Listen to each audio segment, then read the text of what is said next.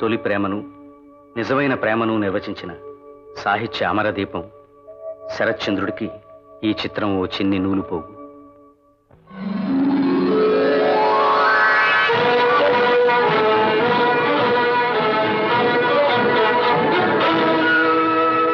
కళ్యాణ వైభోగమే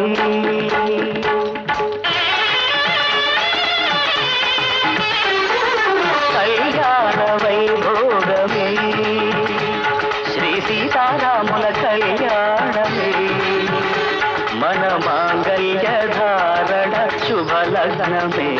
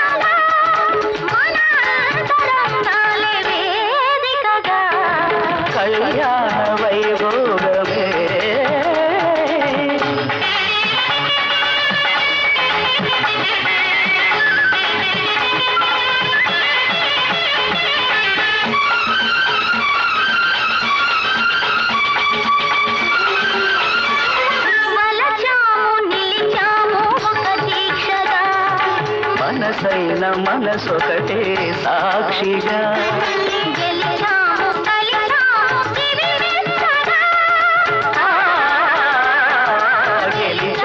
కలిశాము దివినెచ్చగా కలకాలముంటాము నులివెచ్చగా కళ్యాణ వైభోగమే శ్రీ సీతారాముల కళ్యాణమే మన మాంగళ్య ధారణ శుభలగ్నమే కళ్యాణ వైభోగమే.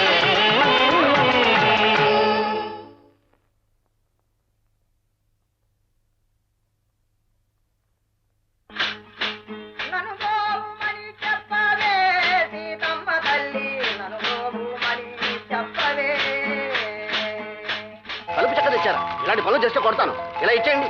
ఒక్కటే తీసావు నాన్న. పక్కింట్లో పెద్ద మంట వేశారు నాన్న. మన ఇంట్లోనూ వేద్దామని. పెదనాన్న, నాన్న మమ్మల్ని మంట వేయనింటలేదు చూడు పెదనాన్న. ఫోన్లే సుబ్బరామయ్య, వాళ్ళ సరదా కాదంట ఎందుకు? ఇది పెరడు తలుపు అన్నాయా? అయితే అయిందిలే, పర్వాలేదు. రే తీసుకెళ్ళండి. ఏమిటే ఇది? జెండా కర్ర అండి.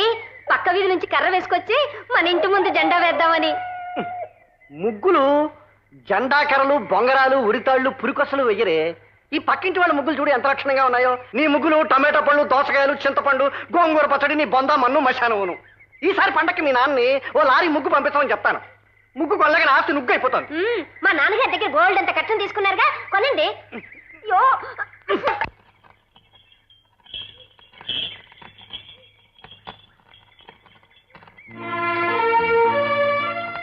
జాగ్రత్త రామజానకిరా.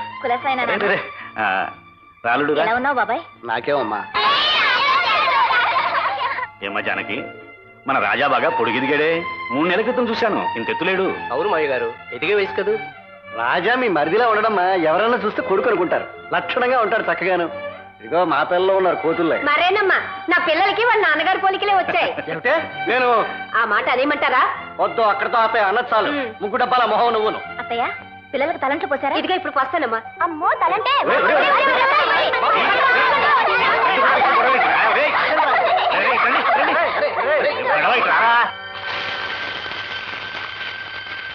జానకి, రాజాలక్ష్మి పక్క పక్కన నిలబడితే ఎంత ముచ్చటగా ఉన్నారో చూడు. వయసు అలాంటిది బావ గారు. లక్ష్మిని మావాడి పక్కన నిలబెట్టినా ముచ్చటగానే ఉంటుంది. ఇదమ్మా జరుగు. చూడండి. అయితే ఒక మంచి ముహూర్తం చూడండి మామగారు. వాళ్ళిద్దరు పెళ్లి కూడా చేస్తే అక్కా చెల్లెలు ఇద్దరు తోడుకోళ్ళు అవుతారు, ఒకే ఇంట్లో హాయిగా ఉంటారు. ఏమే లక్ష్మి, రాజాబాబుని పెళ్లి చేసుకుంటావా? నర్మయ్, పసిపిల్ల దానికి ఏం తెలుస్తుంది? ఎవరిని చేసుకోమంటే వాళ్ళు చేసుకుంటాను అంటుంది. ఏమన్నా చేసుకుంటావా? చీపురు కట్లా ఉన్నావు, నేను చేస్తాను పా. నా తల్లే ఆ మాట నువ్వు అనగలిగావు, నేను అనలేకపోయానమ్మా.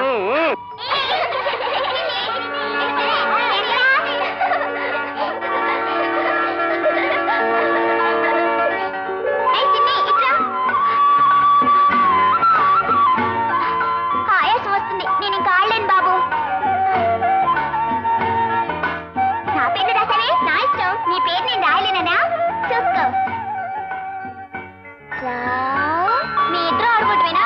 రండి మనందరం కలిసి ఆడుకుందాం. ఏం ఆట ఆడుకుందాం? మట్టితో చిన్న చిన్న ఇల్లు కట్టుకుందాం రండి.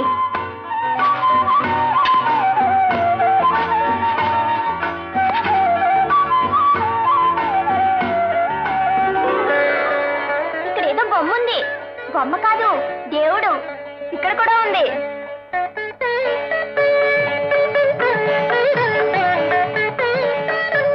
ఇల్లు కట్టడం వద్దు కానీ దేవుణ్ణి పెళ్లి చేద్దామా? ఎలా చేస్తాం? మరి అన్నీ మగొమ్మలే. పోనీ పూజ చేద్దాం. త్వరగా పట్టండి.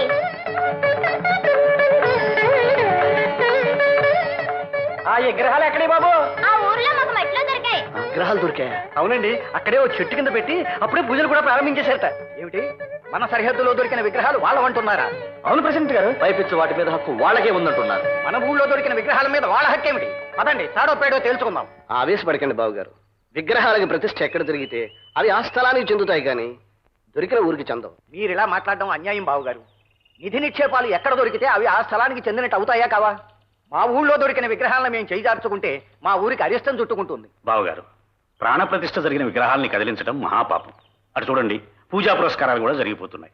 ఇప్పుడు వాటిని ఇక్కడి నుంచి పెకలించి మీ ఊరికి తీసుకెళ్లడం పద్ధతి కాదు. వాటి తీసుకుపోదండి. ముందుకు వేసారా ఊరుకోం. మా విగ్రహాలు మేము తీసుకుంటే మధ్యలో మీ అడ్డే ఉంటాయా? తప్పండి. చిలికి చిలికి గాలి పడేట్టుగా ఉంది. వెళ్ళి ఆపండి.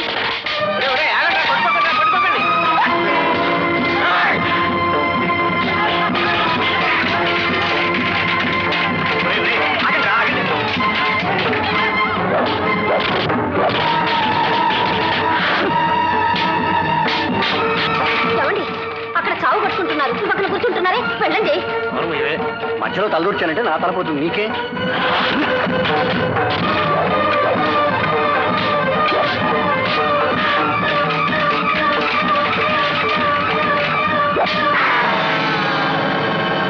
ఆగండి.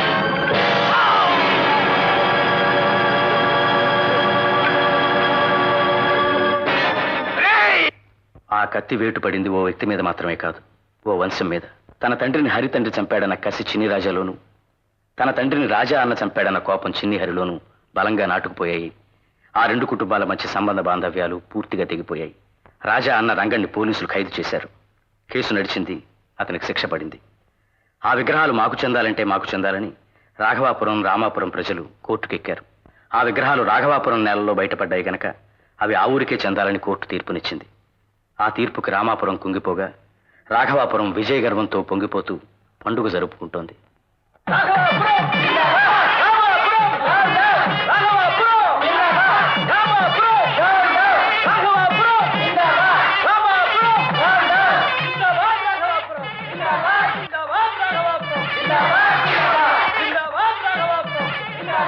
అవమానాన్ని బాధని భరిస్తూ మీరు ఈ ఊళ్ళో ఉండలేరనిపిస్తుంది బావగారు. ఉండలేవు, అలాగని ఎక్కడికి వెళ్ళగలని చెప్పు. నాకు భేషైన ఆలోచన తడుతుంది బావగారు. ఏమిటి? రేపో మర్నాడో మన పిల్లల్ని పట్టం పంపించి చదివించుకోవాలి కదా. వాళ్ళని ఇక్కడే వదిలేస్తే ఈ వానాకాలం చదువులు వాళ్ళకి బురద బుద్ధులు నేర్పుతాయి. అంచేత మీరు మన సుబ్బరామయ్య పిల్లల్ని అలాగే మానవసుల్ని తీసుకుని పట్నం వెళ్ళి ఓ చిన్న ఇంట్లో చక్కటి కాపురం పెడితే అటు పిల్లలు చదువులు చదువుతాయి, ఇటు మీకు మనశ్శాంతిగానే ఉంటుంది. అవునమ్మా, నేను విన్నానా మాట. సుబ్బరామయ్య గారి పిల్లల్ని, నారాయణ గారి పిల్లల్ని తీసుకుని పెద్ద ఆయన పట్నం వెళ్ళిపోతాట. తాను అక్కడుండి వాళ్ళని చదివిస్తాట. నీకు తెలీదా విషయం? ఎలా తెలుస్తుంది? అల్లుడు జైల్లో పడ్డాడని తెలిసినా కూతుర్ని పలకరించడానికి కూడా రాలేదు ఆ గోవిందయ్య. అంతలా గుండెలేని మనిషి కన్నతండ్రా, కసాయివాడు గాని. ఇదిగో మీరందరూ కలిసి మా వద్ద నేర్పిస్తున్నారు. ఇంకా అట్టుబడి తింటూ కూర్చుంటారే? కొండకి నుంచి కొండే. ఏడవ కొద్దినా, నువ్వేడిస్తే నాకు ఏడుపు వస్తుంది. వాళ్ళందరూ వెళ్ళిపోని, నేను నీ దగ్గరే ఉంటాను వదినా. నేను నిన్ను వదిలి ఎక్కడికి వెళ్ళను. రాజా,